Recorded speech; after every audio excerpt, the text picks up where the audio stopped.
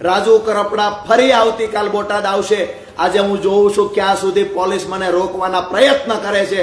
ભગવાનની સાક્ષીએ અત્યારથી આવતીકાલ મહાપંચાયત થાય ત્યાં સુધી હું રાજુ કરપડા આ જુલ્મી અહંકારી અંગ્રેજોની ઓલાદની માફક જુલમ કરી રહેલી સરકારની સામે અન્નનો ત્યાગ કરવાની પ્રતિજ્ઞા લઉં છું દોસ્તો।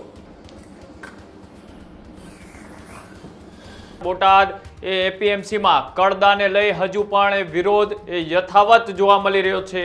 કાલે બોટાદમાં યોજાશે એક મહા કિસાન પંચાયત કે જેમાં રાજુ કરપડા દ્વારા જાહેરાત કરવામાં આવી।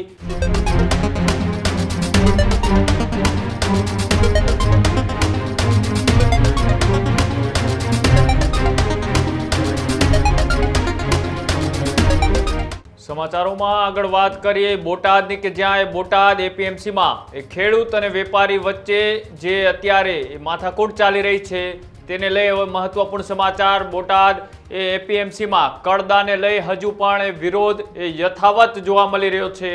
ખેડૂતોએ આક્રોશ સાથે એપીએમસીનો ઘેરાવો જે કર્યો હતો, સાથે જ આમ આદમી પાર્ટીના રાજુ કરપડાની જે મોડી રાત્રે અટકાયત અને અટકાયત બાદ ફરીથી એક જાહેરાત કરવામાં આવી છે। કાલે બોટાદમાં યોજાશે એક મહા કિસાન પંચાયત કે જેમાં રાજુ કરપડા દ્વારા જાહેરાત કરવામાં આવી। આમ આદમી પાર્ટીના નેતાઓ કાલે કિસાન પંચાયતમાં બોટાદ ખાતે જશે અને સાથે જ રાજુ કરપડાએ ભાવુક થઈ અને અન્નનો ત્યાગ પણ કર્યો છે। રાજુ કરપડા પોતાના ઘરે તેમની જે અત્યારે અટકાયત કરીને રાખવામાં આવી છે, જ્યાં સુધી પરિણામ નહીં મળે ત્યાં સુધી લડાઈ ચાલુ રાખવાની પણ તેમના દ્વારા બાંહેધરી આપવામાં આવી છે।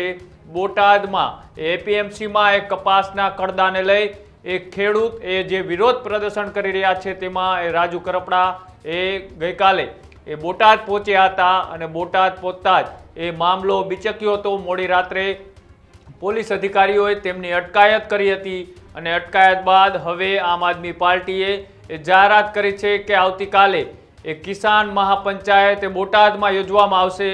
તેમાં આમ આદમી પાર્ટીના પ્રમુખ ઈસુદાન ગઢવી, રાજુ કરપડા, પ્રવીણ રામ સહિતના નેતાઓ તે બોટાદ પહોંચશે અને જે ખેડૂતોનો પ્રશ્ન છે જ્યાં સુધી કડદા મામલે લેખિતમાં નહીં આપવામાં આવે એપીએમસી દ્વારા ત્યાં સુધી આ લડાઈ ચાલુ રાખવાની પણ રાજુ કરપડાએ બાંહેધરી આપી છે।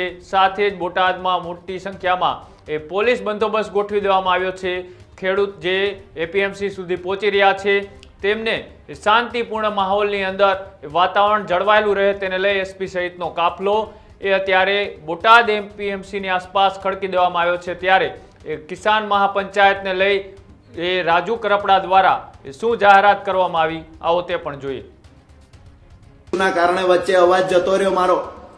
આવતીકાલે ખેડૂત મહાપંચાયત બોટાદમાં થશે, ડંકાની ચોટ પર થશે।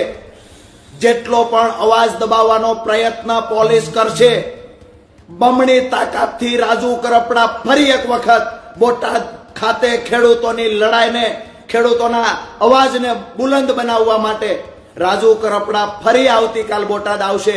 આજે હું જોઉં છું ક્યાં સુધી પોલીસ મને રોકવાના પ્રયત્ન કરે છે। મારી વાત સાફ છે, જ્યાં સુધી કડદો બંધ નહીં થાય ત્યાં સુધી અમારી લડાઈ સતત ચાલુ રહેશે। આવતીકાલે ઈસુદાનભાઈ ગઢવી, પ્રવીણ રામ સહિતના નેતાઓ બોટાદ આવી રહ્યા છે। અત્યારથી જ હું અન્નનો ત્યાગ કરી અને અહીંયા મારા ઘર પર જ્યારે પોલીસ ઘરની બહાર સતત ચાપતી નજર રાખીને બેઠી છે, મને ઘરની બહાર નીકળવા દેવામાં નથી આવતો, બોટાદ પહોંચવા દેવામાં નથી આવતો, ત્યારે મારી પાસે ગાંધી ચિંધ્યા માર્ગે એક જ હથિયાર છે દોસ્તો।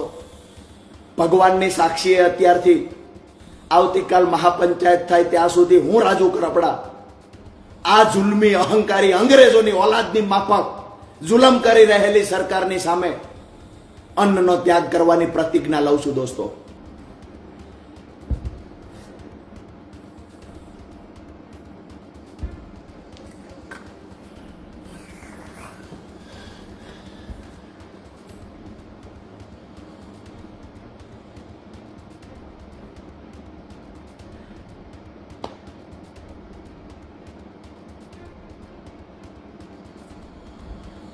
વધારે વિશે સમય કાંઈ નથી કહેતો, પણ ખેડૂતો માટે લડવા નીકળ્યા છીએ।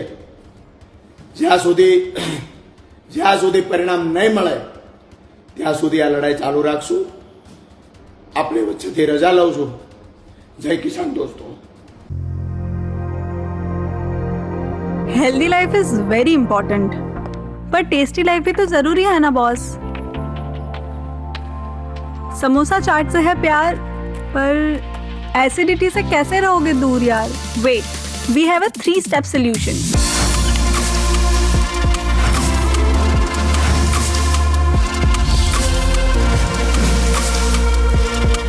विट्रिशियन ओरल स्ट्रिप, क्योंकि टेस्टी लाइफ भी तो जरूरी है ना बॉस.